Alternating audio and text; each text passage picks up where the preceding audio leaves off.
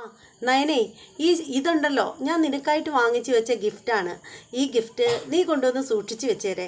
നമുക്ക് രണ്ടുപേർക്കും ഇന്ന് പുറത്തേക്കൊക്കെ ഒന്ന് പോകണം. അമ്മ അറിയാതെയോ? ആ, അമ്മയോട് തൽക്കാലം പറയുന്നേന്നുമില്ല. അമ്മ അറിഞ്ഞാൽ സമ്മതിക്കില്ല. പിന്നെ രാത്രിയിലൊരു 9 മണി കഴിയട്ടെ. അപ്പോഴാകുമ്പോൾ അമ്മ നന്നായിട്ട് ഉറങ്ങും. അതിനുശേഷം നമുക്ക് രണ്ടുപേർക്കും ആരും അറിയാതെ പുറത്തേക്ക് പോവാം. ഇതാര് പറയുന്നതാണ്?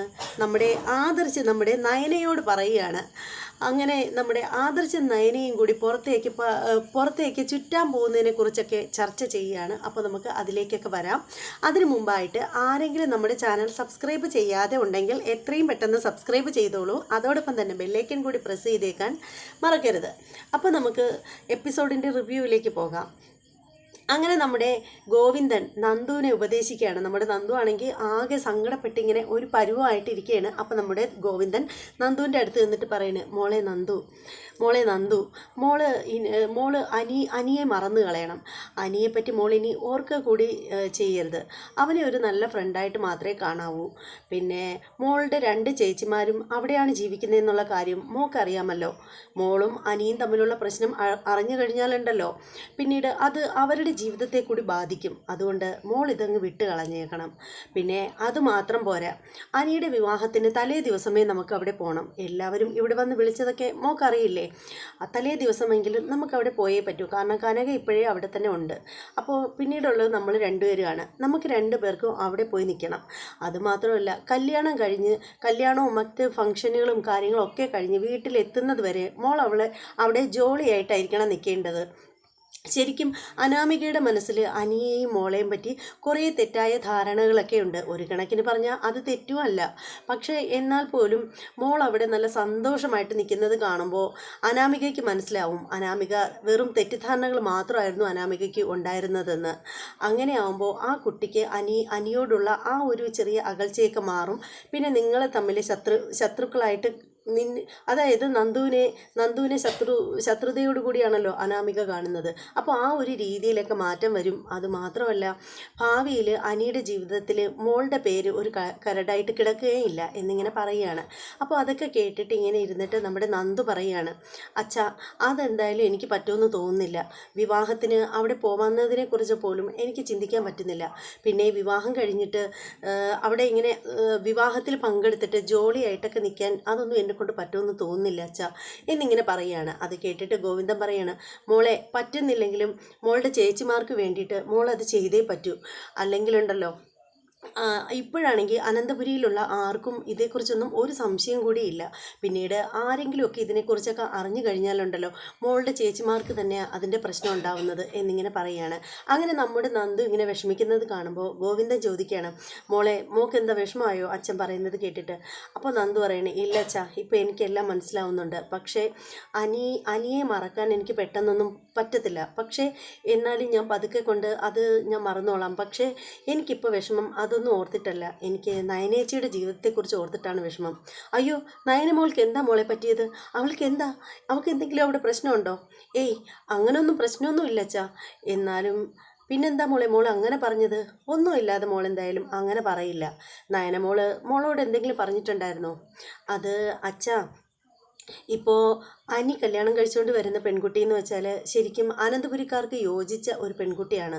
അപ്പോൾ ആ ഒരു പെൺകുട്ടി മരുമകളായിട്ട് വന്നു കഴിയുമ്പോൾ എൻ്റെ നയനേച്ചിയും നവ്യേച്ചിയും അവിടെ തഴയപ്പെടുമെന്നുള്ള പേടിയാണ് എനിക്ക് എന്നിങ്ങനെ അങ്ങ് പറഞ്ഞു വെക്കുകയാണ് നമ്മുടെ നന്ദു. അപ്പോൾ ഗോവിന്ദൻ പറയണ, അങ്ങനൊന്നും ഉണ്ടാവില്ല മോളെ. എന്തായാലും നയനമോളെ സ്നേഹിക്കുന്ന കുറേ പേര് അവിടെ ഉണ്ടല്ലോ, അതുകൊണ്ട് അങ്ങനെയൊന്നും സംഭവിക്കില്ല എന്ന് നമുക്ക് വിശ്വസിക്കാം എന്നിങ്ങനെ പറയുകയാണ്. അതേസമയം നമ്മുടെ ആദർശ് ഉണ്ടല്ലോ, നയനയെ കാത്തിങ്ങനെ നിൽക്കുകയാണ്. ആദർശിന് ആകെ ടെൻഷൻ അടിച്ച് ഇങ്ങനെ നിൽക്കുകയാണ്. ആദർശ് സിറ്റൗട്ടിൽ തന്നെ ഉണ്ട്. ഇങ്ങനെ ദൂരേക്ക് ഇങ്ങനെ കണ്ണും തള്ളി ഇങ്ങനെ നോക്കിക്കൊണ്ട് നിൽക്കുകയാണ്. അപ്പോൾ ആദർശ് പറയാണ്, ഈശ്വര, അവൾ ഇനി വരാതിരിക്കോ? അവളെന്താ ഒരു വാക്ക് പോലും പറയാതെ ഇങ്ങനെ പൊക്കളഞ്ഞത്? ഇവിടെ അതിന് വേറെ പ്രശ്നങ്ങളൊന്നും ഉണ്ടായില്ല. ഞാൻ വാക്കുകൊണ്ടോ നോക്കുകൊണ്ടോ പോലും അവളെ വേദനിപ്പിച്ചിട്ടുമില്ല. പിന്നെ എന്തിനാ അവൾ പോയത് എന്നൊക്കെ ചിന്തിച്ചിങ്ങനെ നിൽക്കുകയാണ് നമ്മുടെ ആദർശ്. അപ്പോൾ ആദർശ് പെട്ടെന്ന് ഇങ്ങനെ ചിന്തിക്കുകയാണ്, എൻ്റെ വിഘ്നേശ്വര, അവളിങ്ങ് പെട്ടെന്ന് ഇങ്ങ് പോരണേ. എന്തായാലും ഞാനിപ്പോൾ ഒരു കാര്യം മനസ്സിലാക്കി. ഇത്രയും നാളും ഞാൻ അമ്മയുടെ വാക്ക് കേട്ട് അവളെ അവഗണിച്ച് നടന്നു. ശരിക്കും ആ സമയത്തും എൻ്റെ മനസ്സിൽ അവൾ ഉണ്ടായിരുന്നു എന്ന് എനിക്കിപ്പോഴാണ് തിരിച്ചറിയാൻ പറ്റുന്നത്. ശരിക്കും അവൾ ഇവിടുന്ന് പോയി കഴിഞ്ഞപ്പോഴുള്ള ആ ഒരു സമയത്തെക്കുറിച്ച് എനിക്കിപ്പോൾ ചിന്തിക്കാനേ പറ്റുന്നില്ല. ശരിക്കും എപ്പോഴാണ് അവൾ എൻ്റെ ഹൃദയത്തിലേക്ക് ഇടിച്ചു കയറിയതെന്ന് എനിക്ക് മനസ്സിലാവുന്നില്ലല്ലോ എന്നൊക്കെ പറഞ്ഞ് ആദർശ് ഇങ്ങനെ ചിന്തിച്ചുകൊണ്ടേയിരിക്കുകയാണ്. അപ്പം നോക്കുമ്പോൾ നമ്മുടെ നയന വരികയാണ്. നയനയുടെ സ്കൂട്ടിയിൽ നയന വന്നിറങ്ങുകയാണ്. അപ്പോൾ നയനയെ കാണുമ്പോൾ ആദർശിന് ഭയങ്കര സന്തോഷമാവുകയാണ്. ആദർശ് പെട്ടെന്ന് തന്നെ മനസ്സിൽ വിചാരിക്കുകയാണ്, ഈശ്വര, എൻ്റെ പ്രാർത്ഥന കേട്ടല്ലോ ഭഗവാനെ, നയന എത്തിയല്ലോ. എന്നാലും അവളടുത്ത് ഇത്തിരി ഒന്ന് ചൂടായി സംസാരിച്ചാലോ? അല്ലാതിരുന്നാൽ അവൾ വിചാരിക്കില്ലേ ഞാനൊരു മണഗുണാഞ്ചനാണ്, എവിടെ പോയാലും എന്നോടൊരു വാക്ക് പറയാതെ പോയാലും ഒരു പ്രശ്നമില്ലെന്ന് അവൾ ചിന്തിക്കില്ലേ? അതുകൊണ്ട് അവളോടൊന്ന് ചൂടായാലോ? എന്നിട്ട് ഉടനെ ആദർശം മനസ്സിൽ വിചാരിക്കണം, വേണ്ട, ഞാൻ ചൂടായി കഴിഞ്ഞാൽ ചിലപ്പോൾ അതിൻ്റെ ദേഷ്യത്തിൽ അവൾ തിരിച്ച് പൊക്കളഞ്ഞാലോ? പിന്നെ വന്നില്ലെങ്കിൽ പിന്നെ എന്ത് ചെയ്യാനാണ്?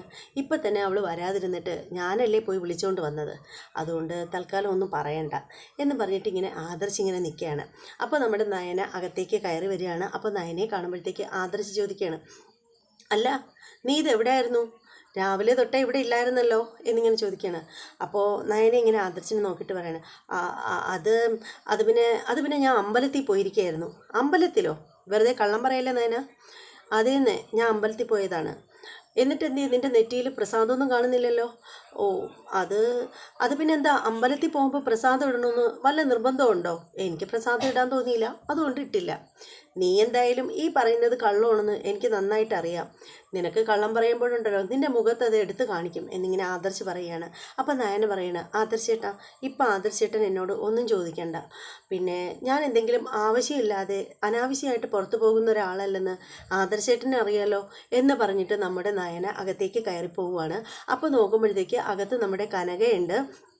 അപ്പോൾ നമ്മുടെ നയന കനകയുടെ അടുത്തേക്ക് ചെല്ലുകയാണ്. കനകയുടെ അടുത്തേക്ക് ചെല്ലുമ്പോൾ നമ്മുടെ നയനയോട് കനക ചോദിക്കുകയാണ്, മോളെ നയനെ, മോൾ ഇത്രയും നേരമായിട്ട് എവിടെ പോയിരിക്കുകയായിരുന്നു?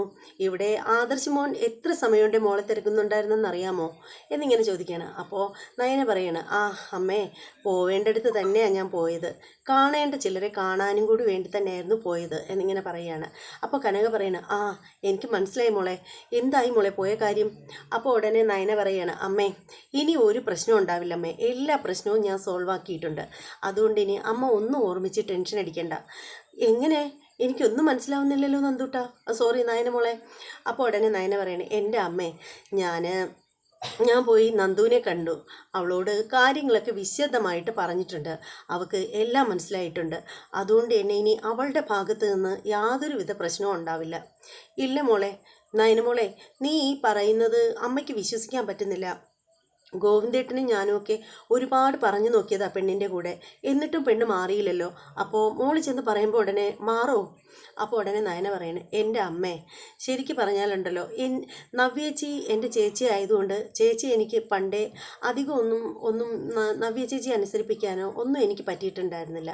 പക്ഷേ നന്ദു അങ്ങനെയല്ല. കുട്ടിക്കാലം മുതൽക്ക് അവൾ എന്നെ അനുകരിച്ചാണ് വളർന്നത്. ഞാൻ എന്ത് പറഞ്ഞാലും അക്ഷരം പ്രതി അനുസരിക്കുന്ന കുട്ടിയാണ് അവൾ. ഇന്ന് ഞാൻ അവളെ കണ്ടിട്ട് ചില കാര്യങ്ങളൊക്കെ ഞാൻ അവളോട് പറഞ്ഞ് മനസ്സിലാക്കി കൊടുത്തു.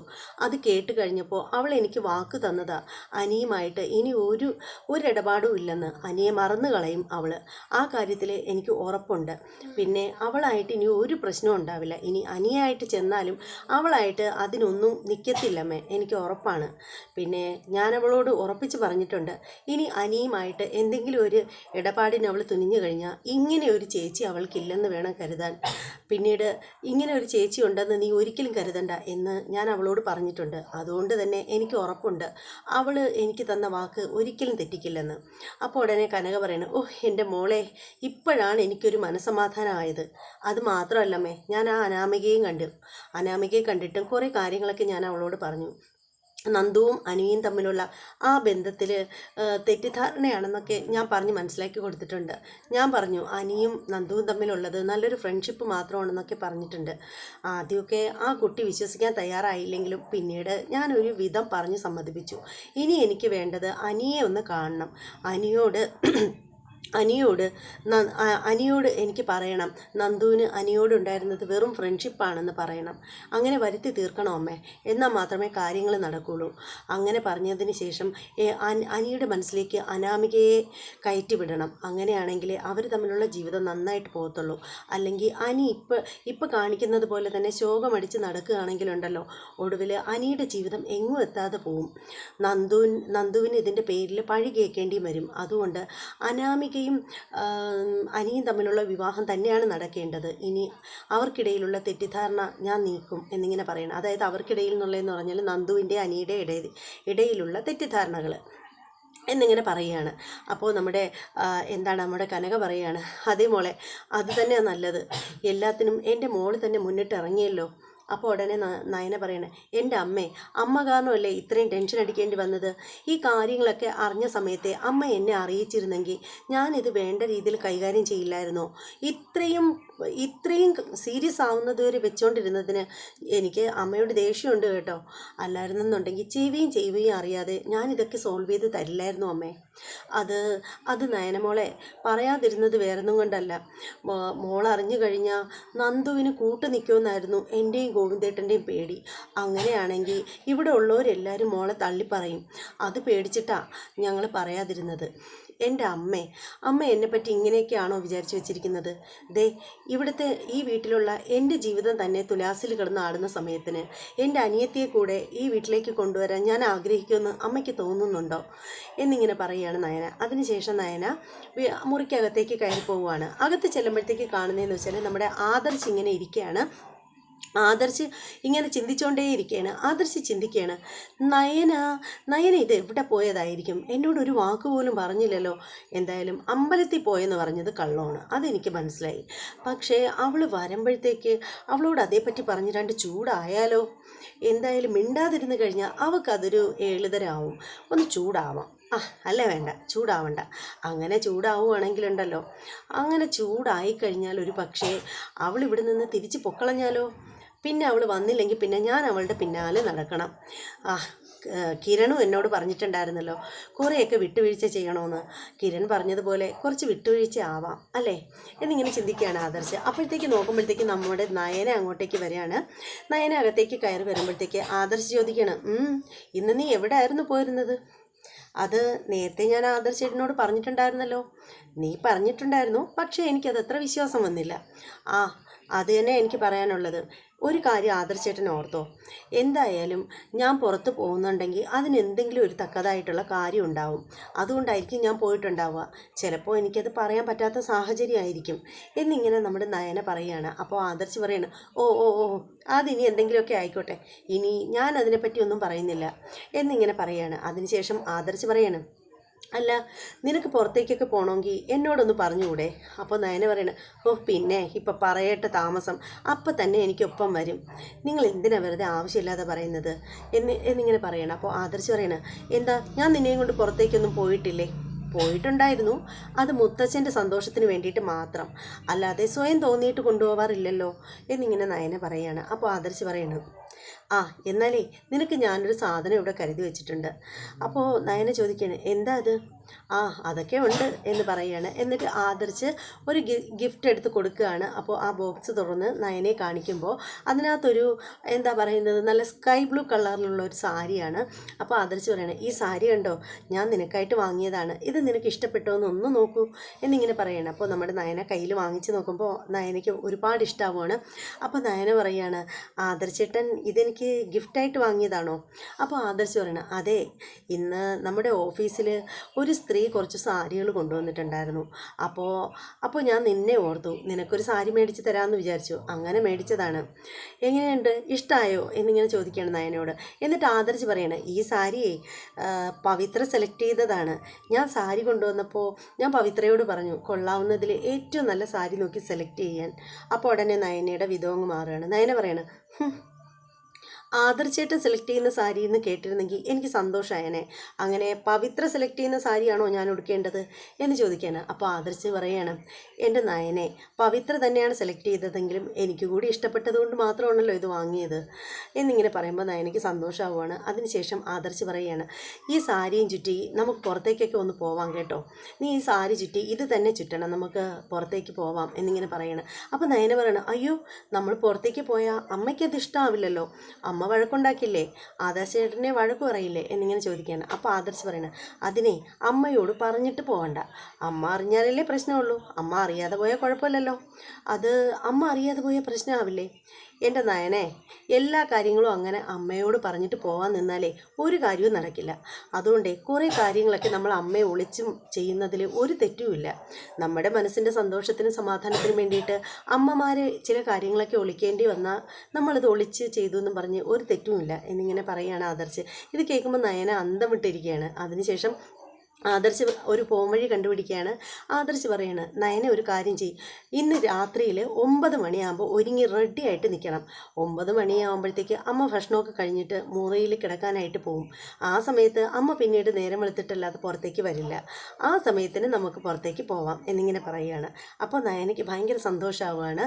അങ്ങനെ അത് പറഞ്ഞിട്ട് ആദർശ് പുറത്തേക്ക് അങ്ങ് ഇറങ്ങി പോവുകയാണ്. അപ്പോൾ നമ്മുടെ നയന ആദർശ് വാങ്ങിച്ച ആ സാരി ഇങ്ങനെ മാറത്തോട് ചേർത്ത് വെച്ച് അതിനെ ഇങ്ങനെ നോക്കി ഓടിക്കൊണ്ടൊക്കെ ഇങ്ങനെ നിൽക്കുന്നത് കാണിക്കുകയാണ്. അതിനുശേഷം കാണിക്കുന്നതെന്ന് വെച്ചാൽ നമ്മുടെ കനകയാണ്.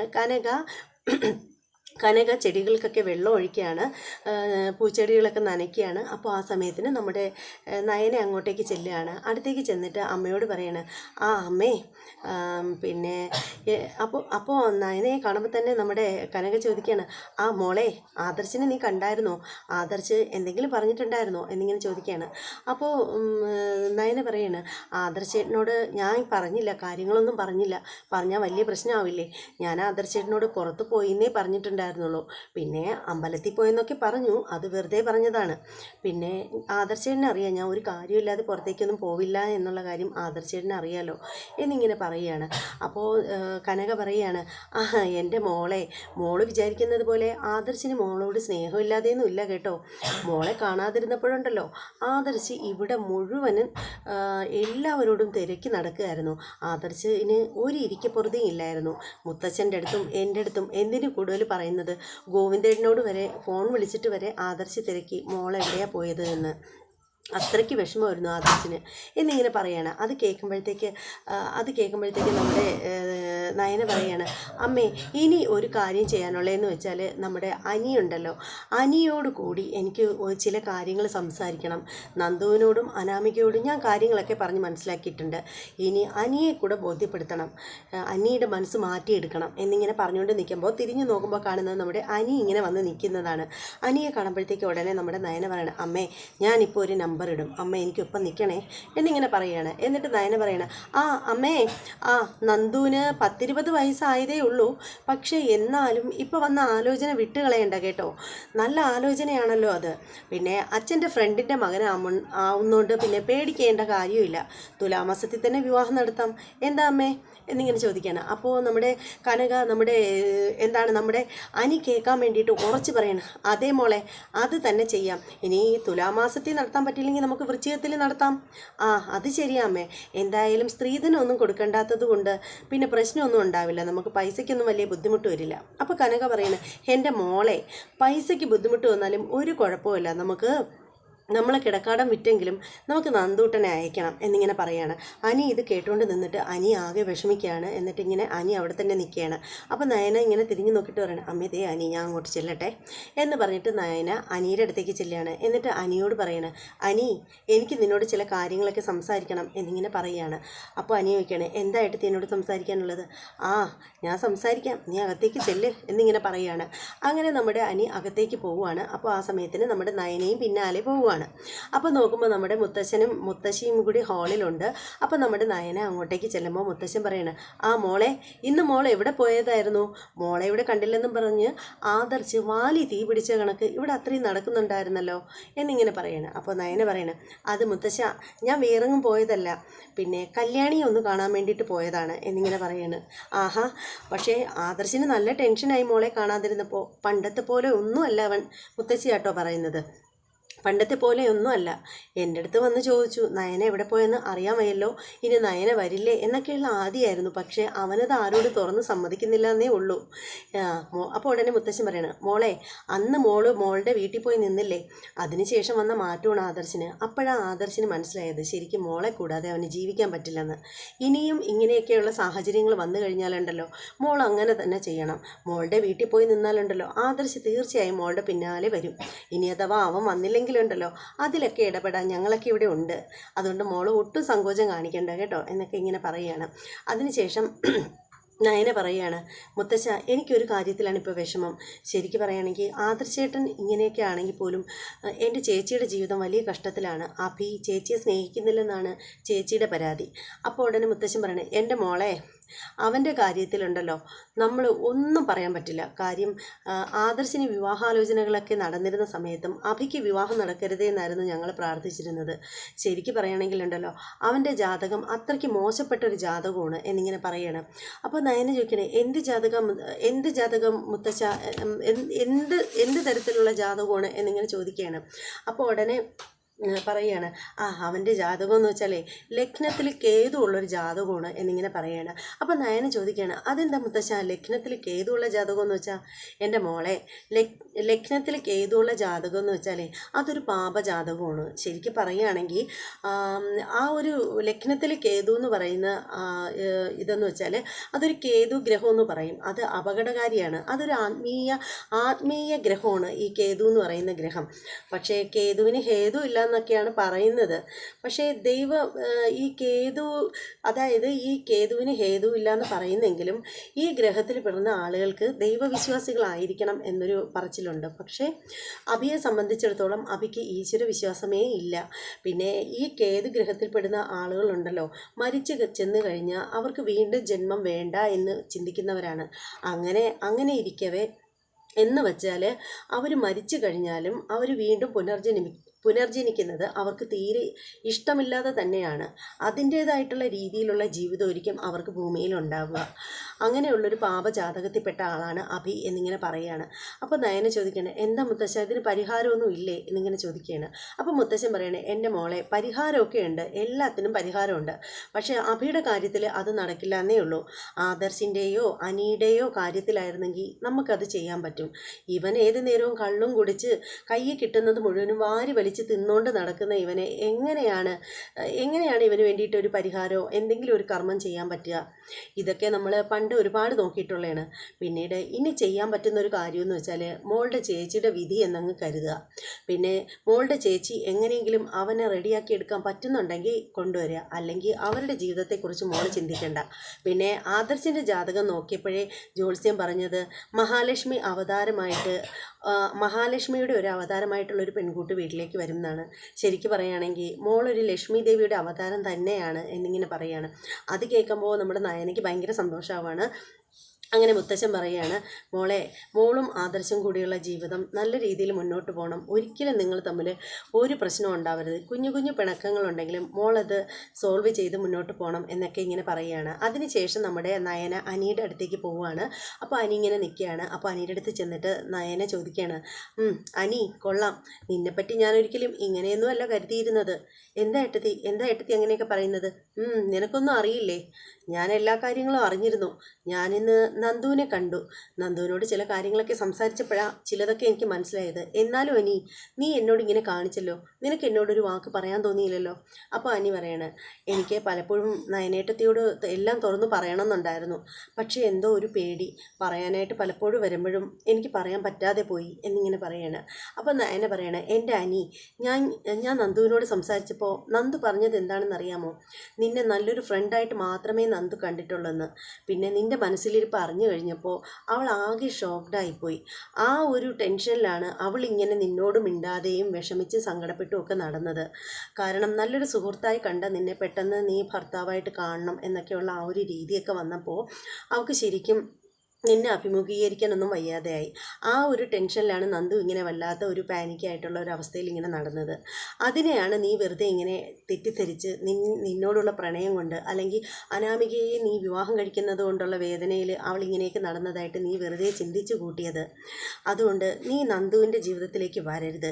അവളെ നമ്മൾ നല്ലൊരു കുടുംബജീവിതത്തിലേക്ക്, വേറൊരു നല്ലൊരു മറ്റൊരു തറവാട്ടിലേക്ക് നമ്മളവളെ വിവാഹം കഴിച്ചു വിടും. അതിനേക്കാളേറെ അവൾ പഠിച്ച് അവൾക്കൊരു ജോലിയൊക്കെ നേടണം. ഇതിൻ്റെ ഇടയിലേക്ക് നീ വെറുതെ ആവശ്യമില്ലാതെ വിലങ്ങുതടിയായിട്ട് വരരുത്.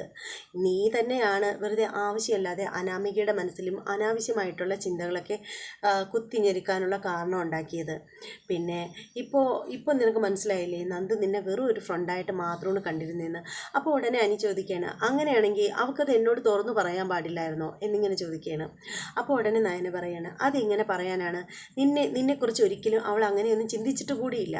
അപ്പോൾ അതുകൊണ്ട് അവൾക്കത് നിന്നോട് തുറന്ന് പറയാനും തോന്നിയില്ല എന്നിങ്ങനെ പറയാണ്. ഇനിയെങ്കിലും അനി നന്ദുവിനെ നല്ലൊരു ഫ്രണ്ടായിട്ട് കാണണം. അവളുടെ എല്ലാ പ്രശ്നങ്ങളിലും ഇടപെടണം. അവൾക്ക് മനസ്സിന് നല്ല സമാധാനവും സന്തോഷവും സ്നേഹവും ഒക്കെ കൊടുക്കണം. നല്ലൊരു ഫ്രണ്ട് എന്നുള്ള നിലയിൽ അനാമികയാണ് നിൻ്റെ ഭാര്യയായിട്ട് വരാൻ പോണ പെൺകുട്ടി, അതെപ്പോഴും നിൻ്റെ മനസ്സിലുണ്ടാവണം എന്നൊക്കെ പറഞ്ഞിട്ട് നമ്മുടെ നയനെ ഇങ്ങനെ അനിയെ ഉപദേശിക്കുകയാണ്. അങ്ങനെ എപ്പിസോഡ് കഴിയാണ്. എന്തായാലും ഇന്നത്തെ പത്തരമാറ്റ് സീരിയലിൻ്റെ എപ്പിസോഡ് നല്ലൊരു എപ്പിസോഡാണെന്നുള്ള കാര്യത്തിൽ യാതൊരു തർക്കവും ഇല്ല.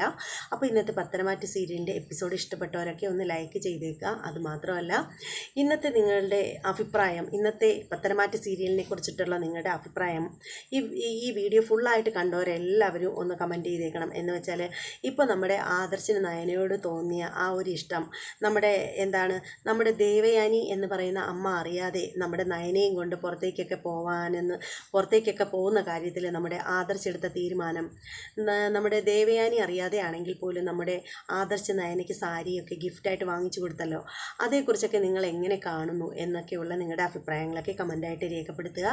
ഇനി മറ്റൊരു എപ്പിസോഡിൻ്റെ റിവ്യൂമായിട്ടും പ്രൊമോ വീഡിയോയുമായിട്ടൊക്കെ വരാം. അതുവരെ എല്ലാവർക്കും ബായ്.